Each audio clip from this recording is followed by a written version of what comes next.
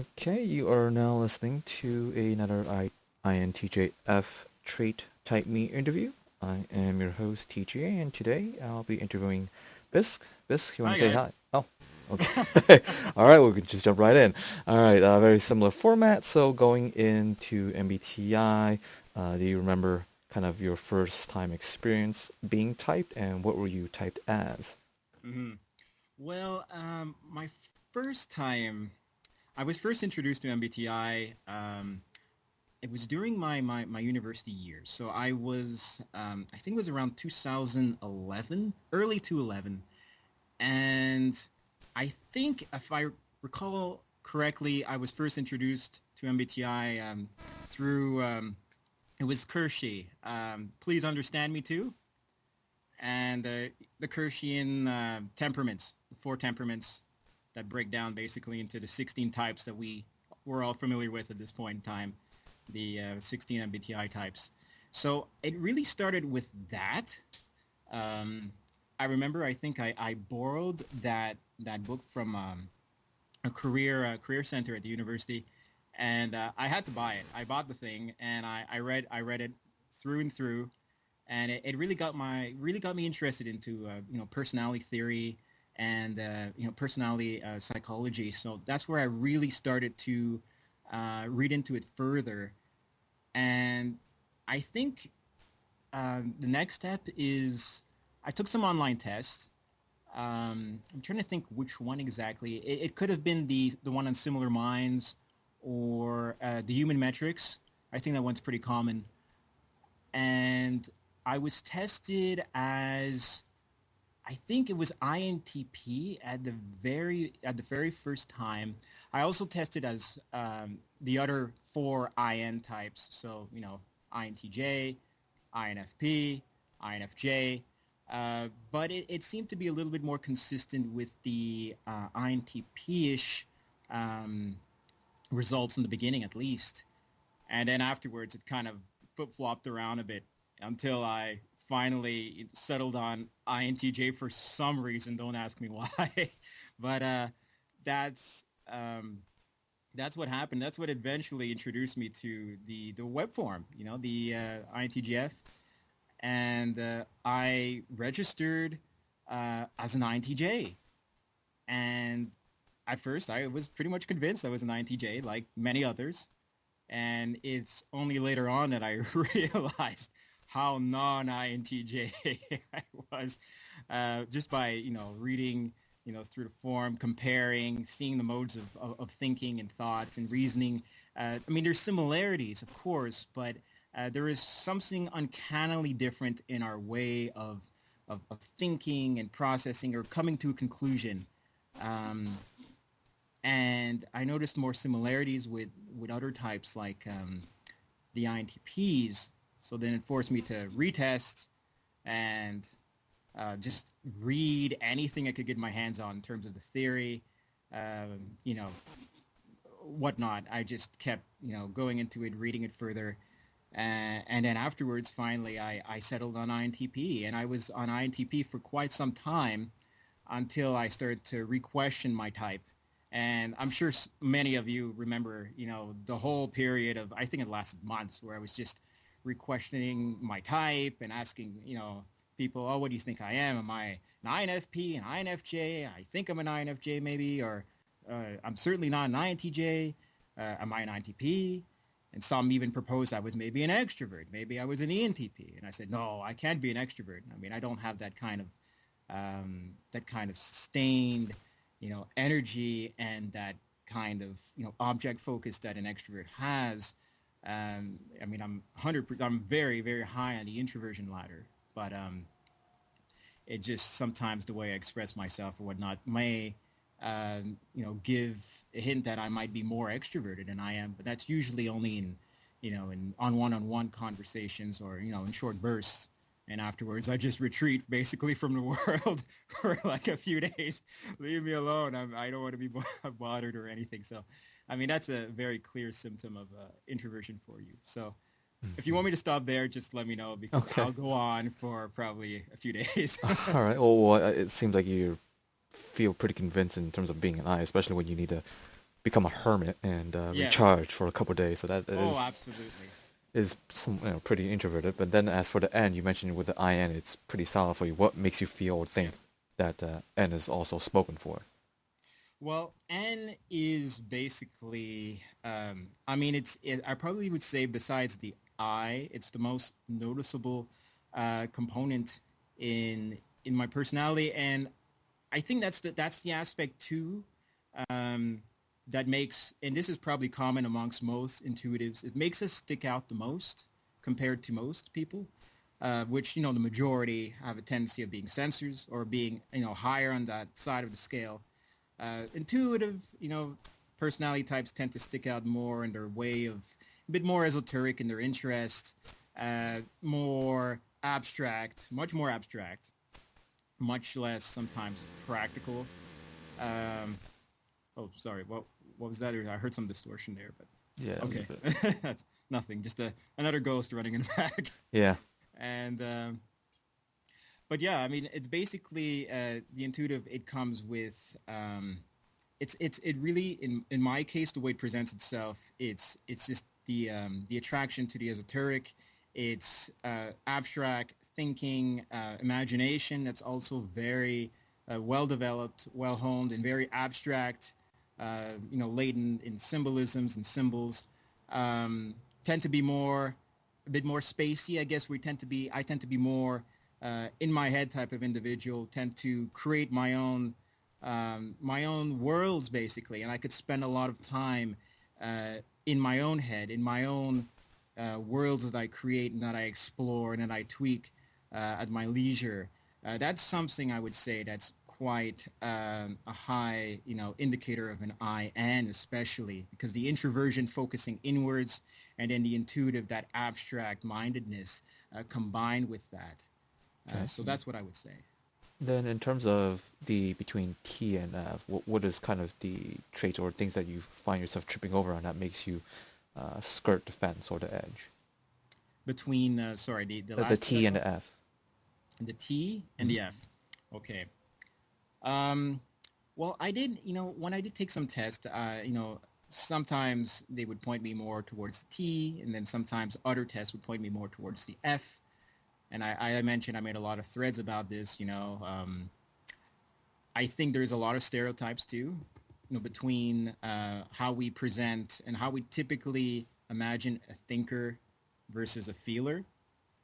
Sometimes I believe that these stereotypes are not necessarily founded on reality. I mean, they're observations, general patterns, but they're stereotypes, so we exaggerate. And um, I think the aspect with T and F, in my case, at first, why I was unsure, is the stereotype of a T is basically all logic, basically a robot, all logic, no feeling.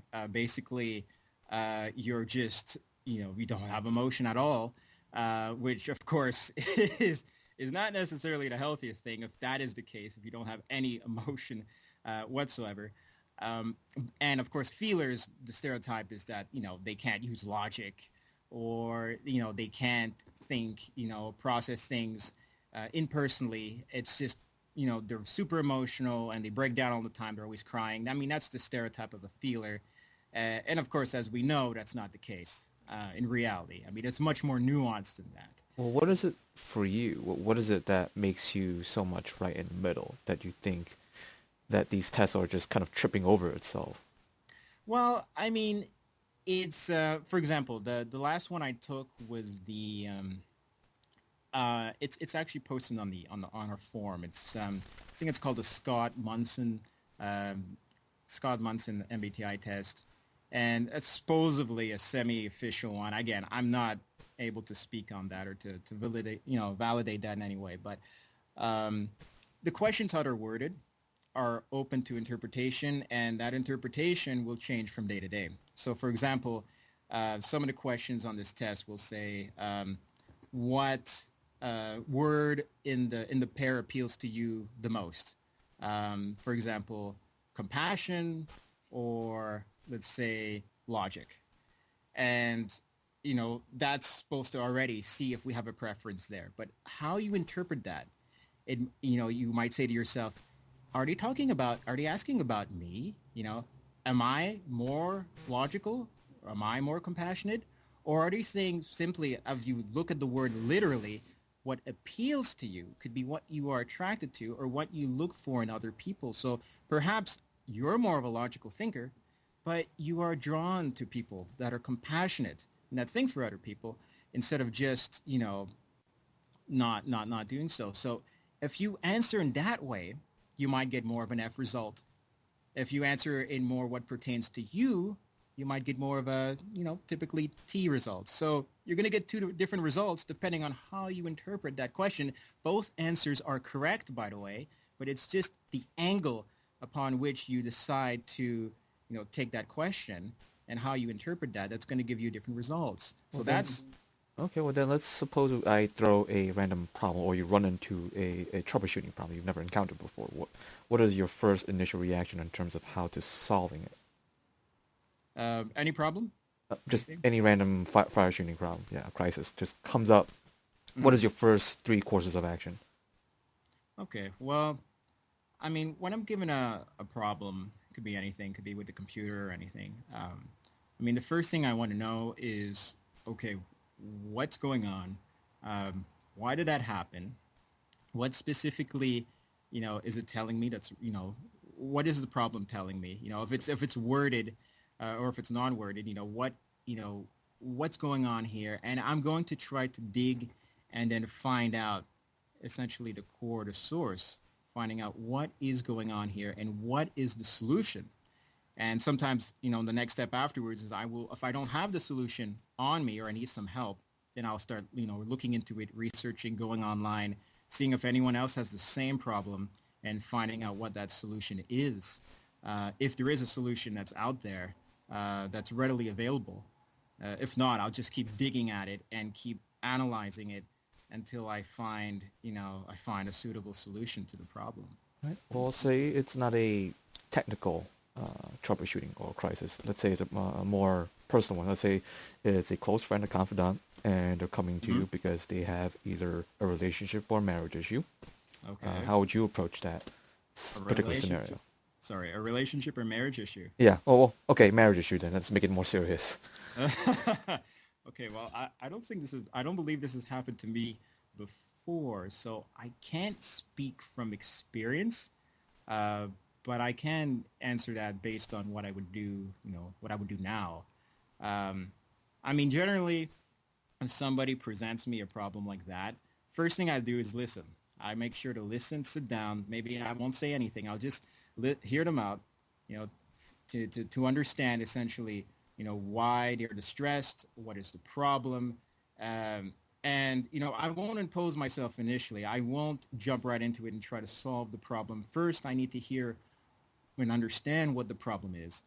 And once I have an understanding of that problem, if and only if they ask for some advice or what should I do, then I will open up and I will give them suggestions. I know I won't tell them what they should be doing, but I'll tell them what I think they should do or should consider in their situation, but I'll leave that choice up to them ultimately because it's their life and it's, they're going to have to live with the consequences one way or another. So it's essentially, I could help. I could give you advice or counsel if you want it, only if you want it, but ultimately you're going to have to make the choice for yourself. So essentially that's how I will proceed in a case like that. Okay. Then, kind of moving a little Mm-hmm. ahead in terms of your dichotomy between the J and P, what do you think the tests are failing or tripping up on in terms of when you were finding out, or rather landing into where you are now in INTP, Yes. what would push you or put you on the border of the J part? Between the J and the P. Yeah. Well, I think a lot of what happens, and this happens, very commonly, is it really depends of the time, the setting in which you take the test. I mean, ideally, how you're supposed to take the test is you're supposed to take it with the mindset of how do I normally act? Well, I think they call it the shoes off self. So how do you act in your default state, without any external, elements that are constraining you or putting, some sort of pressures on you. How do you normally act given the situation? But what happens is, depending on what situation you are in when you're taking the test, let's say you're at school, you're at work, those environments are very, as you would define, J-like, quote, it's, environments where, you need to abide by a certain schedule. You need a certain heightened form of organization. You need to follow a certain procedure in a certain way. So we're trained and we're into that, way of working. And if you're taking the test, let's say you're a perceiver and you're taking a test at that time when you're in or in middle of school and you have all these things to schedule and organize and, you're just going absolutely mad and you take the MBTI test, of course, you're going to test as a J because you're in J mode. You're working as a J, so that will reflect itself in the test results. Whereas, if you're maybe relaxed and, you don't have any pressures or anything immediate, then your default state might be much more, P-like, as they would say. Okay, well then, kind of going back to when you mentioned you were kind of an INTJ for a while until you now settled down as an INTP. But initially, when you read or observed from the form on INTJs, there, what was it that stood out to where it started making you question yourself again? Oh yeah, I'm probably not an INTJ.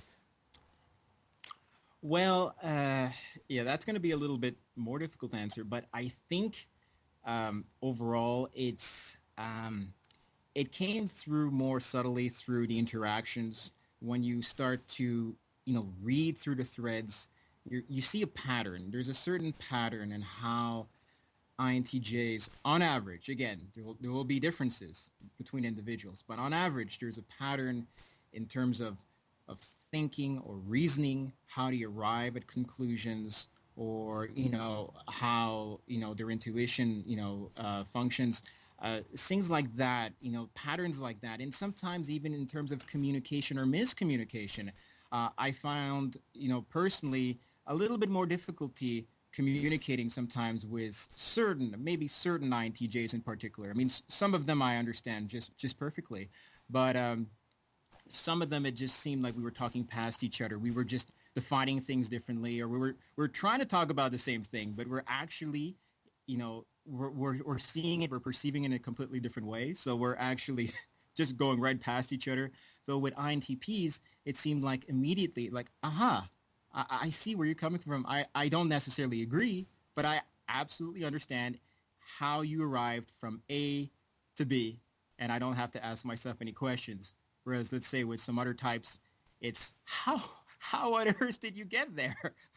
I mean, I agree, but how did you get from A to B or A to Z, for example? So, I mean, I would say it's in terms of just the mode of reasoning is different, and little things that kind of irritate or turn us off or on. There's little discrepancies like that too between INTJs and other types in the form.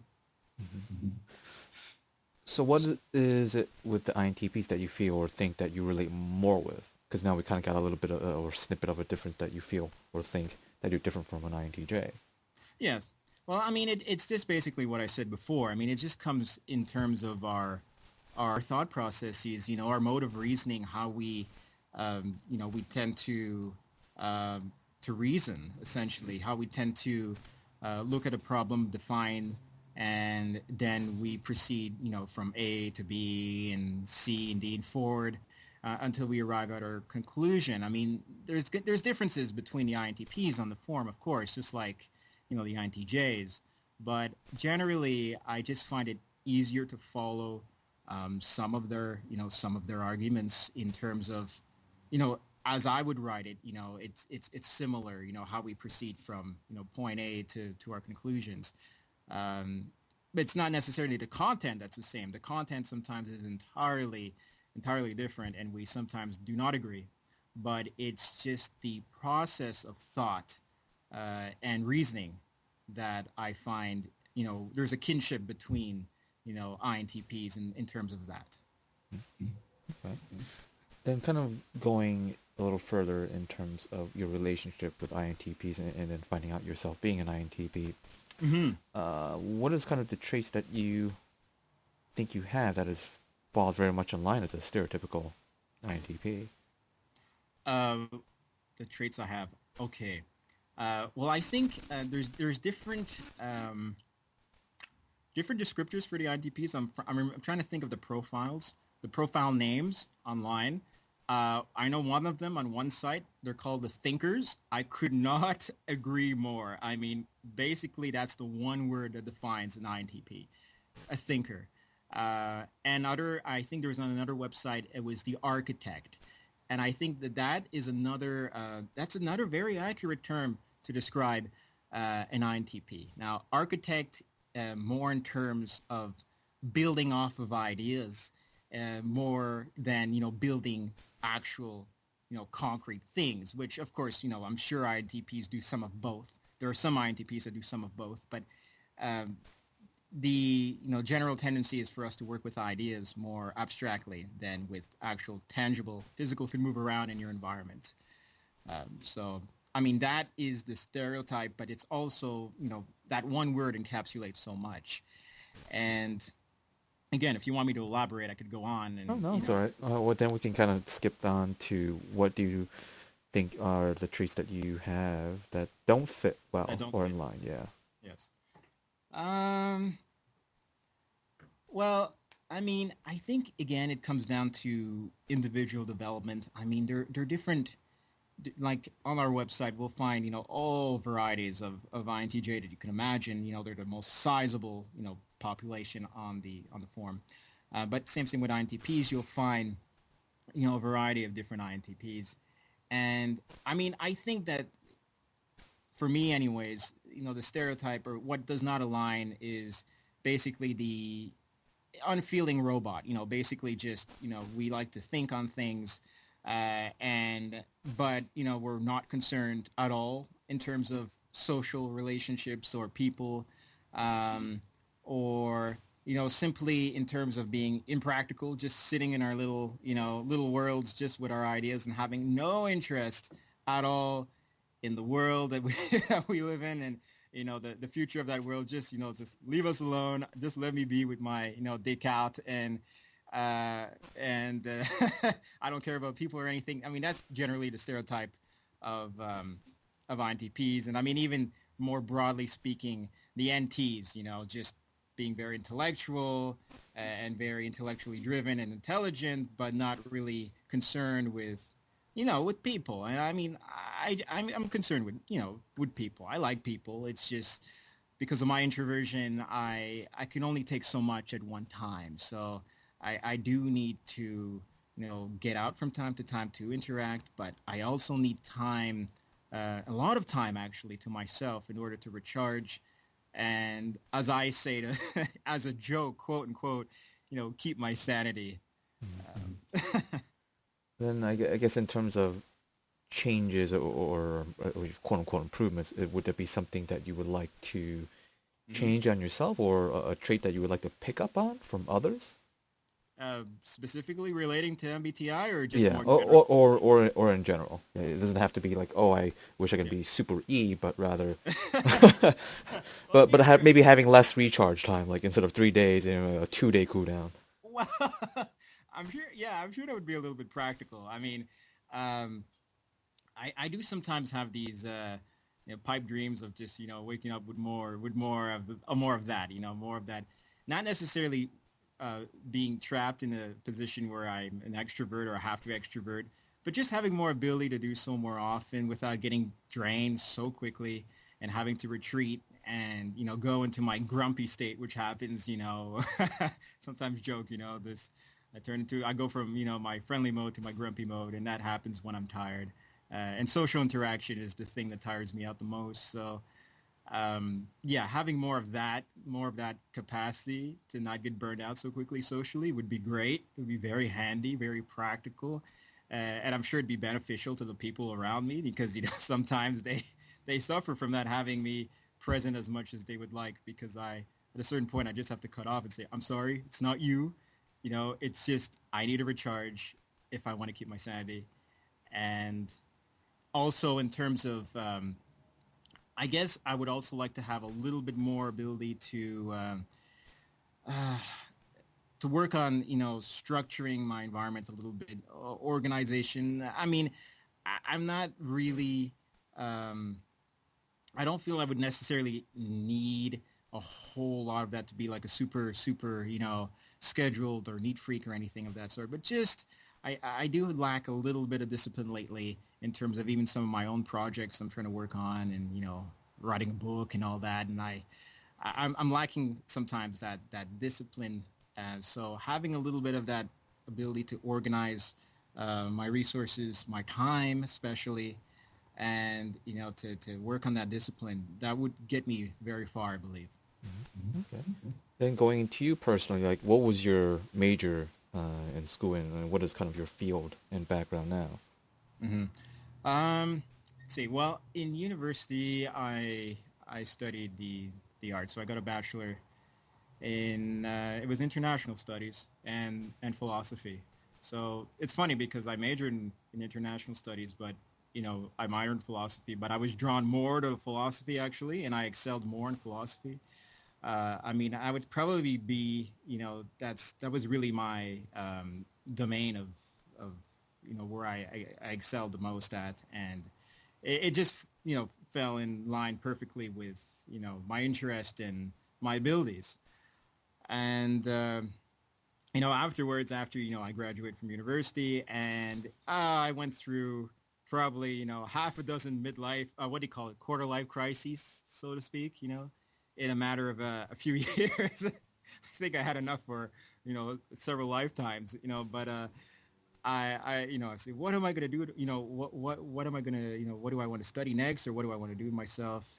And I've been twiddling with that for a couple of years, and because with me, and sometimes people ask me, what you're not interested in anything, you don't, and I think with maybe certain personality types or certain individuals, it's not a lack of interest, it's just you have a lot of interest, maybe too many, and it's coming to the point of trying to prioritize between them, or to at least categorize them between, okay, this goes into hobby, and this actually has maybe some form of professional potential in terms of career or whatnot. So it's trying to prioritize that, and I found that to be still finding it a little difficult actually, but I made some headway, and I would like to at this point in time I'm considering a master's degree.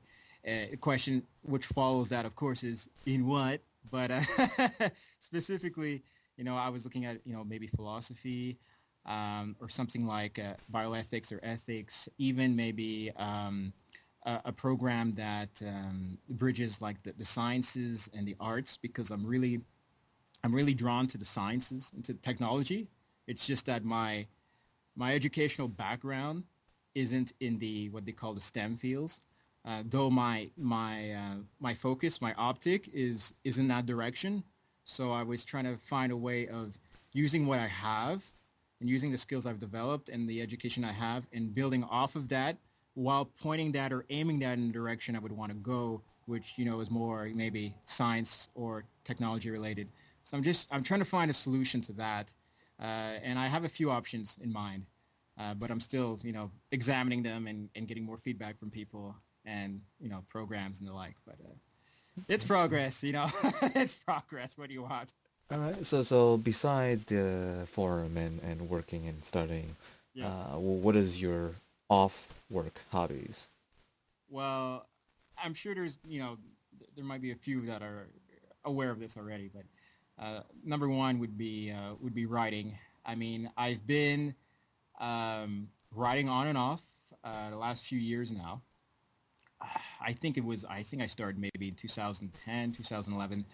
I mean, I don't have anything published yet, but it's something that I am continuously working on, continuously drawn to. Sometimes I stop and I just throw my hands up in the air like, I can't take it anymore. I'm not going anywhere with this, but I've inevitably come back to it because I know that I have something that is that's workable. There's potential, and it's just again what I need to do is I need to kind of develop more discipline, more structure, in order to get to be more efficient in my writing. And again, what I started online through the forum actually is a little writer's blog. So I'm not sure if you visited before, but it's it's open to the entire forum. All members basically. I think 15 posts and more. And anyone who writes, anyone whatever it could be academically, it could be poems, it can be short stories, novels, whatever. You come in, you share ideas, you talk about what you're writing, what you're up to. Um, I mean that's something that I initiated because I thought that there'd be a lot of people who'd be interested in that. I knew there was quite a few writers actually on the forum, but kind of maybe a little bit shy or discreet, or so I was just trying to think of a way of how could I reunite all these people together, or at least some of them, the ones who want to participate, and we could have that that medium, that forum, by which we can communicate and exchange ideas and it's something I'm trying to work offline as well through Writers Group, which I attend more or less regularly. And I'm working on that too, but again, it's to keep with that aspect of the social dynamic to it. The social support structure, which I think sometimes is important for writers because, as you can imagine, writing is a very independent activity, requires a lot of discipline. You have to be self-motivated. It's also kind of lonely. You spend a lot of time by yourself, and sometimes you just don't have people to talk to or share ideas with. Unless you happen to be part of a circle of writers or intellectuals or just people who enjoy reading. If your social circle is small, so it's important for writers to kind of try to branch out a little bit, to develop a little bit of a social circle, to have people that they could, talk to, exchange ideas, ask for advice, or, you know, just like you would do with anything, like, any other hobby or activity. But, to make a very, very long story short, that's definitely my main hobby, uh, quote unquote hobby at this point in time, and it's still a work in progress, but it's something that I'm not gonna let up on anytime soon. Well, we are just past the 30-minute mark. 30-minute mark. Yeah. However, I do have a couple questions that was raised. I imagine others will probably ask Hmm. from listening to your interview. One thing that does kind of stand out is your need in terms of recharging. You've reused that phrase many times over. Yes, indeed. Is that something you feel you need to recharge, whether it just be regular acquaintances or even after spending some time with very close friends, after some hours, you still, even though they're close friends, you still feel like you need to step back and recharge? Regardless, whether they're close friends or people that I know more or less well, it's something that is pretty much applicable in all situations. I just need to recharge after social interaction. I mean, if it's a one-on-one with just me and another person in a quiet setting, I might not to recharge. Maybe just a couple of hours will be sufficient. But if I spend a time, a few hours in the mall, and I hate malls. I don't. I frankly, I do everything I can to avoid settings with large amounts of people. I just never go to concerts or anything of that sort. I would probably go insane. But it's settings like that would be extremely draining, and I'm a little bit socially anxious in terms of large groups of people, especially people I don't know. But even in terms of friends or acquaintances, after a certain point of time, it's like I meet my quota, and it's like a switch turns on in my head and says, all right, Bisc, you've done your part, you've had your share, go to your room and sit down and read a book or sleep or just watch TV or do something where you're not interacting with people, and come back out in a few hours. So even after a few, a day with a close acquaintance, which I had actually just about a week ago. I went to see a movie with a friend, and it was great. It was great to catch up again. But after some going out for a few hours, and I had to come back, and I had to recharge. I had to go to my room and just take some time to relax and to recharge. All right. Then, in terms of the J versus P, because as you're talking about the hobbies and all these projects that you have going on and the kind of the Hmm. possibilities or options available to you, Yes. uh, do you feel that's kind of influence or a result of the P trait that you have? Why you have so many things going on, but none of them, even I think you admitted like 2 or 3 times where Hmm. you feel like you just don't have that structure, but now you've created this writer's blog or group Yes. that you feel that might help you a bit more. Is that also another reason why you try to impose some kind of structure on yourself? I think with the okay, I'm going to try to break this up a little bit. I'm going to answer in terms of the writer's blog. That was more to be in terms of a social outlet for writers on our forum. People who like to write. Instead of just having a bunch of people open 20 different threads on writing. We could all have them in one place, or at least concentrate them in one area, and to focus it in that way, and as well, to develop that environment where people could come together, share ideas, and talk about what they have, or ask for, advice, reviews, whatever they like. That's more, in terms of creating that social outlet for writers that participate in forum, and to exchange information or ideas amongst ourselves and to help each other in any way that we can based on our experience. But in terms of the more specifically the J and P, I'm sorry, could you repeat your question, because I answered half of it, but there's another Yes, half. the other half is whether or not a part of you, or maybe perhaps even subconsciously, you created it to create structure for yourself. Okay. I think that subconsciously, it's not so much to create structure, but it's interesting enough. I am there is a certain part of me that's motivated by socially motivated. So knowing that um, there are other people, and that there are other people that maybe that are maybe waiting on something, or maybe expecting something. um, I guess it's kind of creating a social obligation, if you could call it that way. I mean, that's something that is tends to be associated, on and off with more of a kind of I don't know. Some say it's an FE trait or the like. Again, it's maybe a bit debatable, but it's having that, knowing that you're doing something that may be beneficial to someone else, or you may be exchanging something that may either entertain or help someone else in some way, or just be entertaining, or just you're creating yourself a form of social obligation, and it's a kind of internal structure in that sense, to say, oh, I have to post this because I said I was going to, I told this person I was going to do this, and if I don't do it, they'll be upset. So therefore, I will do this, and it imposes structure on yourself in that way. When you consider, another individual and what they may want, or what they may need, in terms of that. So I think that was one aspect of it too, though it's not something that um, it's something that comes to me when I think about it, but it's not something that will just jump out of my mouth right away unless I reflect upon it.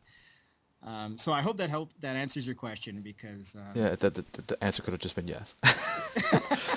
But I'm noticing from your trend as a P, you kind of go on, and I was like, oh, okay, this is, if anything, this is just proving your point further, I suppose. But well, it's going. I think in terms of MBTI, they tend to how did you say, the any types, the extroverted intuitives. We tend to be infamous apparently for something like going on tangents. We're not necessarily completely deviating from the topic, but we expand and we expand and we expand upon the Yeah. original idea. Well, I'm gonna So have to stop the expansion here because we're about to hit the 40-minute mark. yeah, that's the thing. So again, if you're out of questions, just let me know when we get to the end. Okay, I'm well, more than happy to let you scurry well, off. well, we are at the end. We are at almost 40 minutes, counting down in Okay. seconds. So I'll stop the recording Okay. here. All right then.